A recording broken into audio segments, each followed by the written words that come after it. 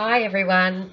In this lesson, we're moving on still kind of with looking at inheritance of alleles, but we are kind of advancing it a little bit. So I'm just going to say if you're still struggling a little bit with Punnett squares, that's completely fine. It can take a little while to get used to those.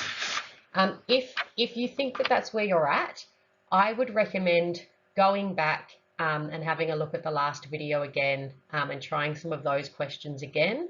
Or if you haven't done the lesson on blood types, you could give that one a go because I think if there's still a bit of confusion, this lesson will probably make you a little bit more confused because it does get a little bit more complex. If you're feeling ready for the challenge, yeah, it's quite fun doing this, but it is, yeah, definitely kind of stepping things up a little bit. So we're going to look at this thing called independent assortment. We kind of looked at it a little bit with meiosis, but we're going to go into that in a bit more detail. We're then going to start looking at the difference between linked and unlinked genes, and then looking at the inheritance patterns of those. So just a quick recap of something that happens in meiosis. So during metaphase 1, during that first cell division in meiosis, we get random or independent assortment, which is where, remember, our homologous pairs kind of line up at the start of metaphase 1, and they can line up in any order really, as long as it's 1, 2, 3, 4, as long as they're lining up in their pairs. You could have, the paternal chromosome on this side and the maternal one on this side, and then they are different for the next one. They could line up, all together. So they do line up really randomly. And that's how we get those unique gametes that are so important for kind of sexual reproduction and genetic variation. That is important to understand when we look at what we call, well, both linked and unlinked genes. We're going to start with looking at linked genes. So genes are considered to be linked if they are if they are found close together on the same chromosome. Okay, so remember, a chromosome has thousands of genes on it, and we're looking at alleles, we're looking at variations of a gene, okay? So there's thousands of those on each chromosome. So if you have two alleles on the same chromosome found quite close together, we say that they're linked. They'll still produce different traits, but they're linked in the way that they get passed on usually. I'm just going to get rid of that for a second. So we're going to look at this example. So let's say that on this chromosome here, and this is, a cell that hasn't gone through meiosis yet. On this chromosome, it's hard to see there, but we've got an A and a B, both dominant alleles. So let's imagine that this is, the allele for brown hair and the allele for brown eyes. Again, this is just an example. It's not exactly how it works for hair color and eye color. On this other chromosome, we have an allele for blonde hair, so we've got a small a, and an allele for blue eyes. Okay, so we've got dominant alleles on one side and recessive alleles on the other side. When this cell goes through meiosis, the homologous pairs get separated. Now, because these are so close together on the chromosome, chances are they'll get passed on together. So you'll see in this gamete, this chromosome ended up going to this, let's imagine this is a sperm cell, okay? So this chromosome went to that sperm cell, and so, you got the capital A and the capital B, the two dominant alleles. This chromosome ended up in this sperm cell, and it has the two recessive alleles, okay? They stayed together. That is what will happen the majority of the time, okay? Most gametes will inherit the two alleles together.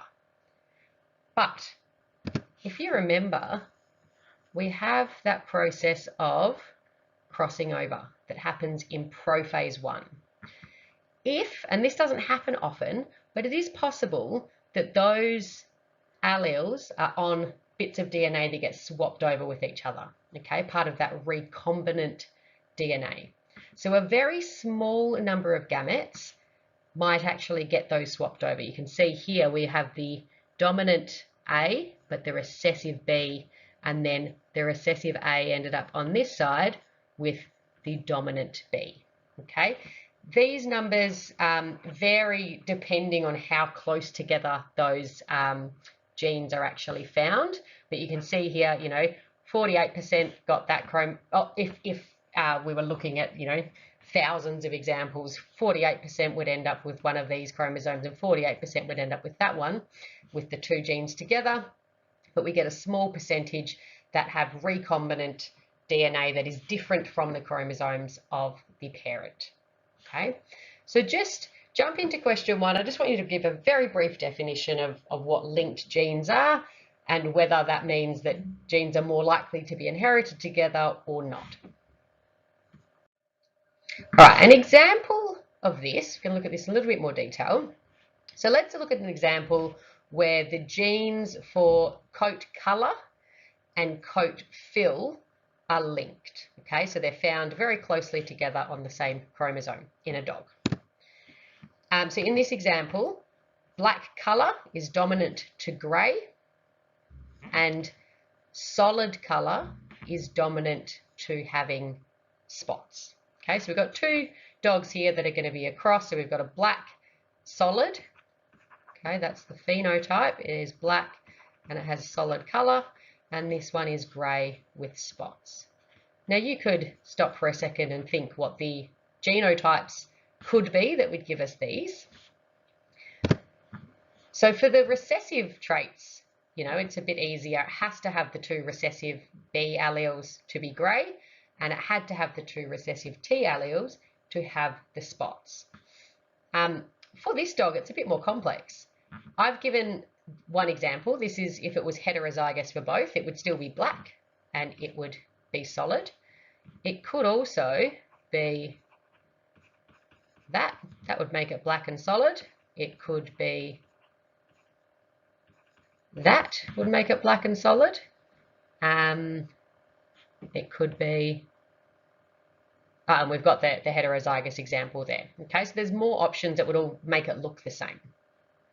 If we crossed these two dogs and tried to figure out the percentage chance of their offspring, most of the offspring should be the same as the parents, because they're either inheriting the alleles for this or the alleles for this, okay, because of these particular genotypes that are passed on, okay?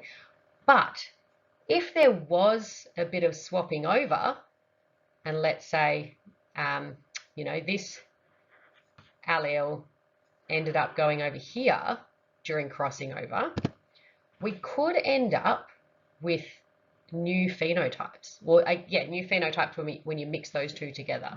So there's small chances that you could get a black dog that has spots because it ended up with two recessive T alleles. So that would be have that.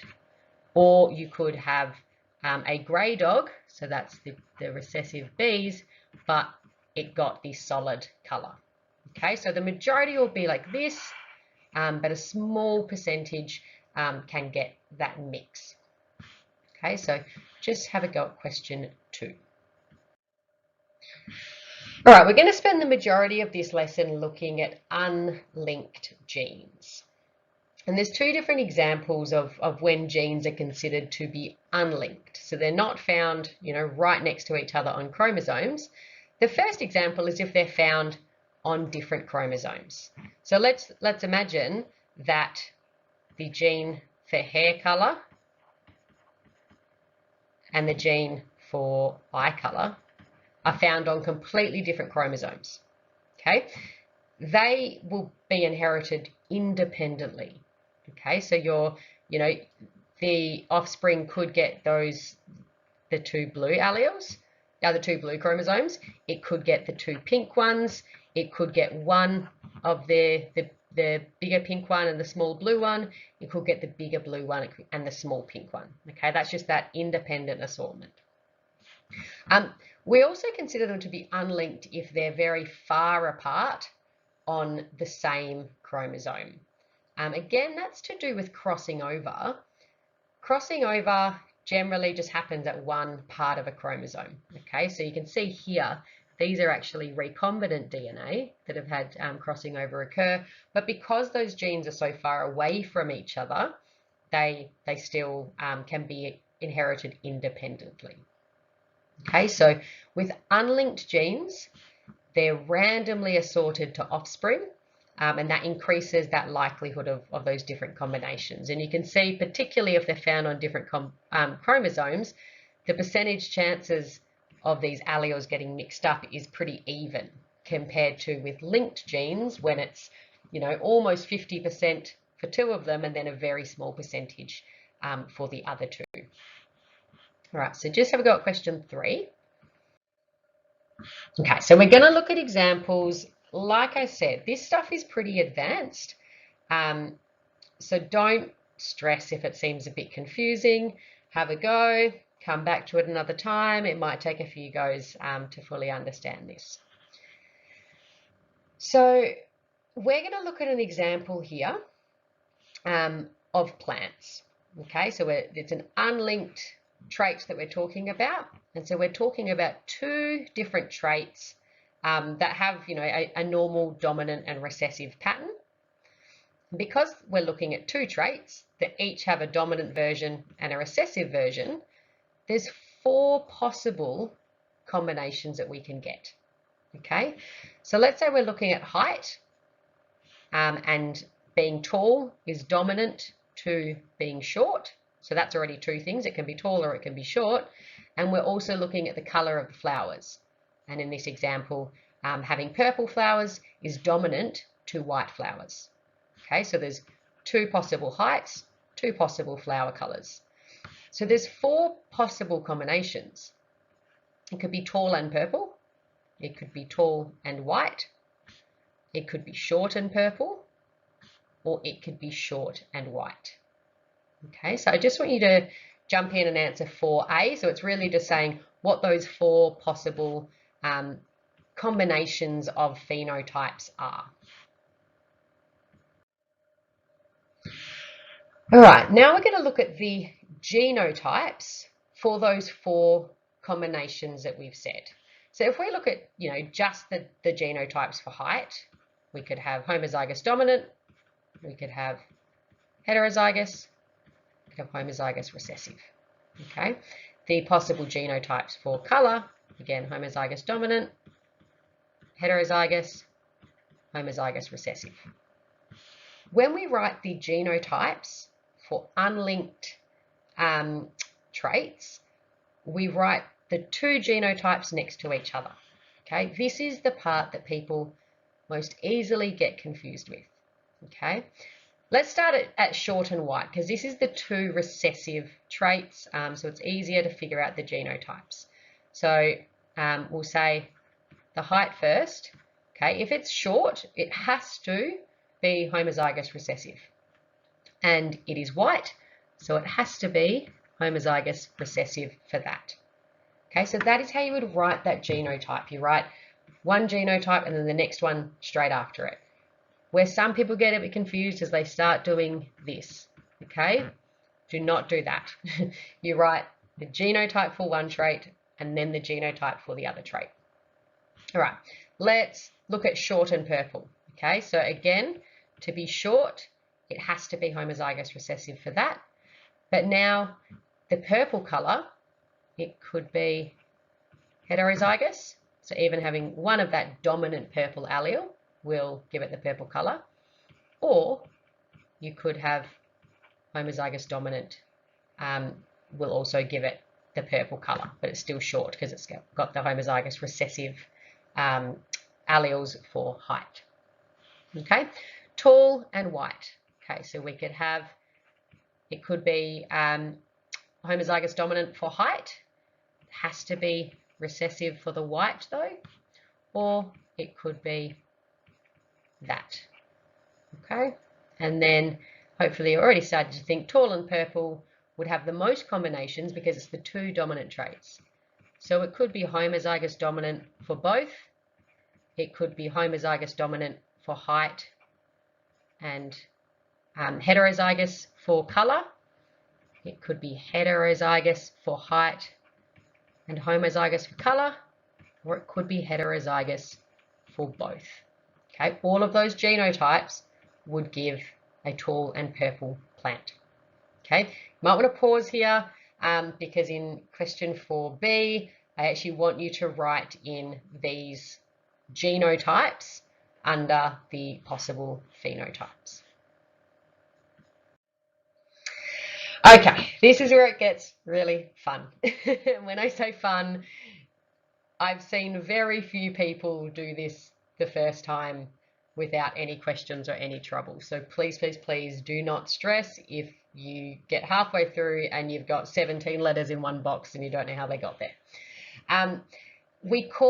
So this is basically a big Punnett square, a massive Punnett square called a dihybrid cross.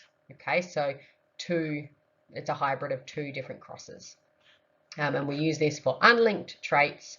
And again, we're going to use our example of plants. For this example, I'm going to do the whole thing on here.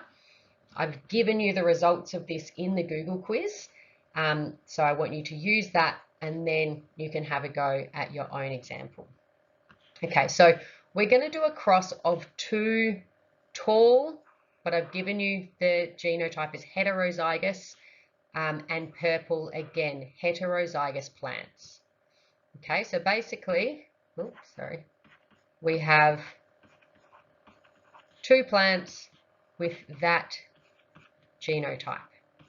Okay, now because they both have the same genotype, they're both going to have the same possible combinations of alleles. When we do the alleles for a dihybrid cross, we have to have one allele for each trait in each box. Okay, so I'm just going to use this as an example. We need to figure out what are all the possible combinations of T's and P's that we can get just from this genotype. Okay, so we could get the big T and the big P. Okay, so we could get the two homozygous alleles. Okay, we could get the tall and the small p. Okay, so that and that. We could get the small t and the dominant purple color, or we could get both recessive. Okay, so basically you're just figuring out for this genotype, what are all the possible combinations? I'm just going to do another example here because, you know, it won't always be a heterozygous cross. If you had that, you know, there's less combinations. You will have T and P. You could have that T and P, which is going to be the same. You would still do the dihybrid cross the same. You would just have two boxes that have the same thing. And then that would be T little p, T little p. Okay, so only when it's heterozygous will you get four completely different allele combinations. But if you were, you know, doing one where that was the genotype given to you, you would end up with two that have the same alleles in it, and then another two that have the same. All right, so both of the parents are heterozygous. So we're going to do the same allele combinations along here. I'm just going to change to that type of P so it's easier to see, as we had up here. All right, so we've got our gametes. We've got, you know, either, you know, the mother along the top, the father along the side, and now we need to do each square like we would do a Punnett square. Again, like I said, you do one genotype and then the next. Okay, it's probably the bit that people confuse the most is they write TP and then TP. Okay, so we had two capital T's and two capital P's. Let's go along to this one. We have two capital P's and then a big P and a little p. This one we have that. Okay, here we have that. All right, so I'm just going to go through and do this. If you're a little bit confused, maybe pause now, go back, a couple of minutes and start this slide again. Okay, so they can take a little bit of time. You still write the dominant allele first. So here, even though I've got, the recessive T, I'm looking from the left first, I'm still going to write the dominant first, just because that's how we do it.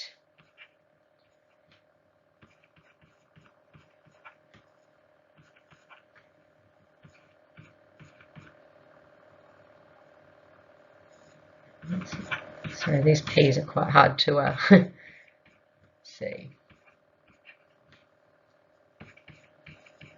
Now you might find when you're working this out, you prefer to do it on paper first, in which case you're just going to have to, rule out a little table for yourself.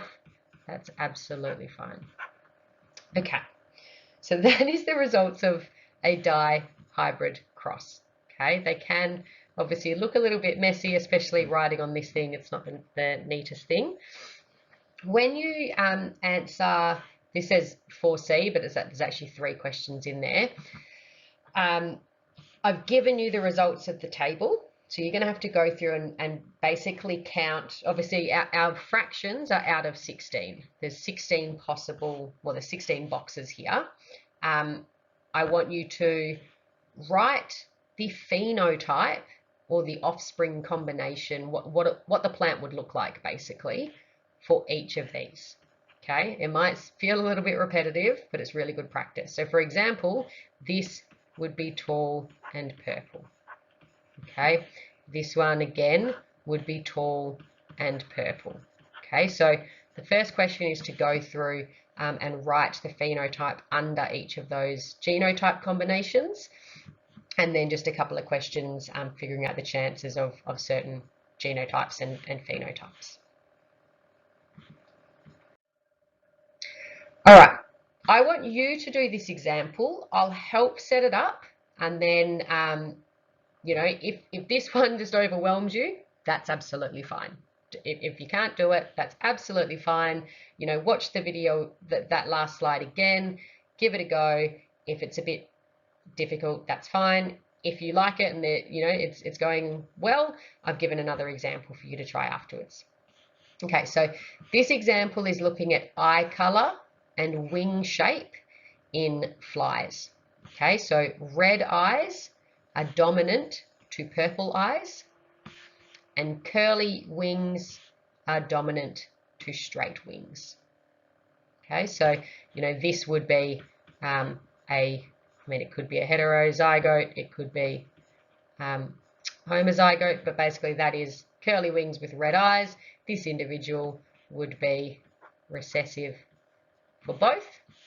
The example I want you to look at again is 2 heterozygous individuals. Okay, so they're both going to have that genotype. The possible allele combinations are going to be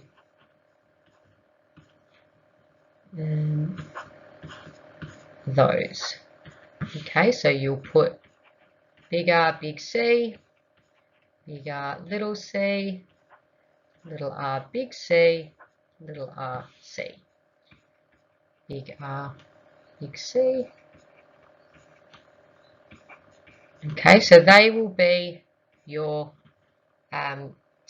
gametes, and we'll just fill out the first box together. Remember, you do 2 of the same letter first, and then 2 of the next letter first. Okay, so give it a go. Couple of tips, there should be 2 letters in each of those top boxes, or the first row and the first column, and then there should be 4 letters in each of those bottom ones. Same letters, same letters. Okay, so have a go at that. See how you go. If you get halfway through and then it seems to go wrong, see if you can find where the mistake is. And if it goes well, have a go at some of the other questions. Okay, so we've really had a go at those dihybrid crosses. We might recap this, and I'll probably look at doing a bit of a Zoom recap because, like I said, this stuff is quite tricky to fully grasp online.